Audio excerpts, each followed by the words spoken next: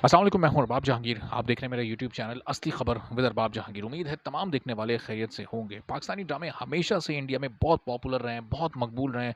बड़े बड़े hit status उन्होंने हासिल किए हैं। 80s और 90s के ड्रामों की तो क्या ही बात थी। फिर उसके बाद आगे आकर जिस तरह से ज़िंदगी गुलजार है और हम सफ़र ने फवाद खान की धाक इंडिया में बिठाई और उनके टैलेंट का लोहा इंडिया में मनवाया, वो सबके सामने है। फिर सिलसिला थोड़ा आगे चला और फिर आया मेरे पास तुम हो, वो भी बहुत पॉपुलर हुआ इंडिया में। लेकिन अभी रिसेंटली तेरे बिन ने तमाम रिकॉर्ड तोड़े हैं और तेरे बिन की कामयाबी के बाद अब जो मज़ीद ड्रामे हैं इस वक्त इस रीसेंट टाइम के, वो भी अब आहिस्ता आहिस्ता ज़्यादा पॉपुलैरिटी इंडिया में हासिल कर रहे हैं। और दो ऐसे और ड्रामे हैं इस वक्त तेरे बिन के बाद जो कि आहिस्ता आहिस्ता इंडिया में अब पॉपुलर होते जा रहे हैं। उसमें एक तो वहाज अली का ही मुझे प्यार हुआ था, वो भी इस वक्त बहुत पॉपुलर हो रहा है इंडिया में, जबकि वो पाकिस्तान में अब पिछले 6-7 एपिसोड से मुकम्मल तौर पर फ्लॉप हो चुका है। बहुत नेगेटिव रिव्यूज़ आ रहे हैं, लेकिन इंडिया में इसके व्यूज़ और इसकी टीआरपीज़ अच्छी आ रही हैं और आहिस्ता आहिस्ता अब ये वहाँ पर ग्रो कर रहा है, मोमेंटम हासिल कर रहा है। फिर उसके बाद नंबर 3 पर एक और ड्रामा है और वो है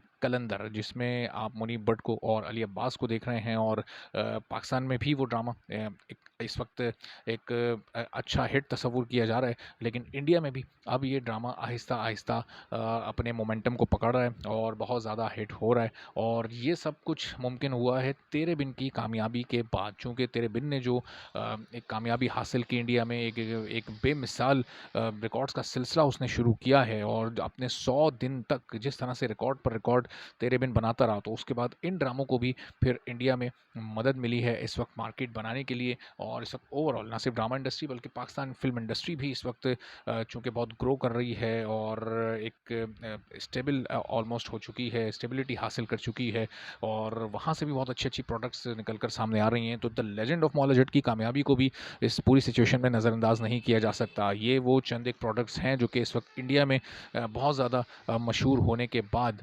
अपने आर्टिस्टों के लिए भी बड़ी फ़ायदेमंद साबित हो रही हैं। चूँकि जिस तरह आपने पिछली वीडियो में देखा होगा कि वहाज अली को उनकी पिक्चर्स को, उनके ड्रामे की पिक्चर्स को लाइक किया करण जौहर ने, तो आपस में इसका मतलब कि कनेक्शंस बढ़ रहे हैं, आपस में काम करने के मौके आप समझें कि खुल रहे हैं। रुकावटें अगर ख़त्म होती हैं तो फिर बहुत बड़ी अपॉर्चुनिटीज़ हैं पाकिस्तान की ड्रामा इंडस्ट्री के लिए भी, पाकिस्तानी ड्रामा आर्टिस्टों के लिए भी, कि वो फिर इंडिया में जाकर इस तरह से आप अपना काम कर सकें। तो ये इस वक्त जो 2-3 ड्रामे हैं, इनके अलावा भी चंद एक ड्रामे इस वक्त ऐसे हैं जो कि देखे जा रहे हैं इंडिया में, लेकिन वो चूँकि टॉप 3 की हम बात कर रहे हैं, तो ये इस वक्त एक बहुत बड़े मार्जिन से ये तीनों ड्रामे, खैर तेरे बिन का तो बाकी दोनों ड्रामों से भी कोई मुकाबला नहीं है, लेकिन इस वक्त बहरहाल बाकी दोनों ड्रामे भी अच्छे व्यूज़ हासिल कर रहे हैं। इंडिया में पॉपुलैरिटी इनकी भी बढ़ रही है और बहुत सारे लोग वहाज अली की वजह से ही मुझे प्यार हुआ था भी देख रहे हैं। पाकिस्तान में भी यही सिलसिला था इसी तरह का, लेकिन चूँकि जब उसकी स्टोरी ज़रा आगे, अच्छा इसकी वजह भी मैं आपको बताता हूँ कि क्यों ये ड्रामे इंडिया में मशहूर ऐसे हो रहे हैं, पाकिस्तानी ड्रामे क्यों हमेशा से इंडिया में मशहूर होते हैं। सबसे बुनियादी वजह तो इसकी है जो कि कंटेंट राइटिंग का स्टाइल है, वो थोड़ा-सा इंडिया में मुख्तलिफ है, पाकिस्तान में मुख्तलिफ है। स्टोरी टेलिंग का जो अंदाज़ है, वो पाकिस्तान में थोड़ा-सा मुख्तलिफ और थोड़ा मुख्तसर भी है। यानी पाकिस्तानी ड्रामे एक अपने एक मखसूस 35-40, अब ये बढ़कर इतनी पहुँच गई, वरना पाकिस्तानी ड्रामे तो 13 एपिसोड्स में ख़त्म होते थे, फिर 26 एपिसोड्स के ड्रामे आने लगे थे। अभी भी पाकिस्तान का ड्रामा 40 टू 45 एपिसोड्स में सम अप हो जाता है और वो ड्रामे जो कि 7 डेज़ अ वीक आ रहे होते हैं, वो उनकी एपिसोड्स 100 तक जाती हैं।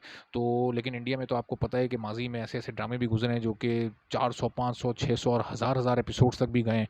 तो वो तो ना ख़त्म होने वाले ड्रामे होते थे, जिसमें फिर नई-नई कहानियाँ, नए-नए एंगल्स आ जाते थे।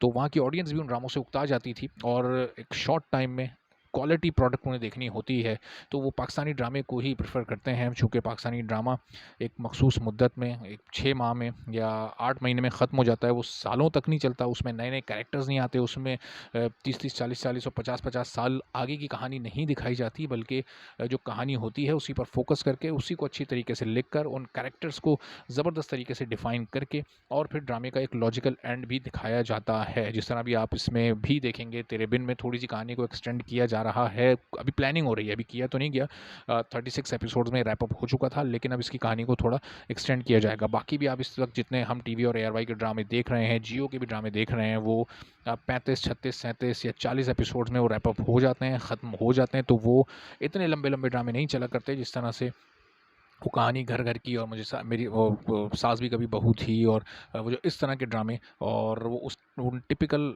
स्टोरीज़ वाले ड्रामे चला करते थे और अभी भी ख़ैर जो ड्रामों की नंबर ऑफ़ एपिसोड्स हैं इंडिया में वो हंड्रेड्स में जाती हैं।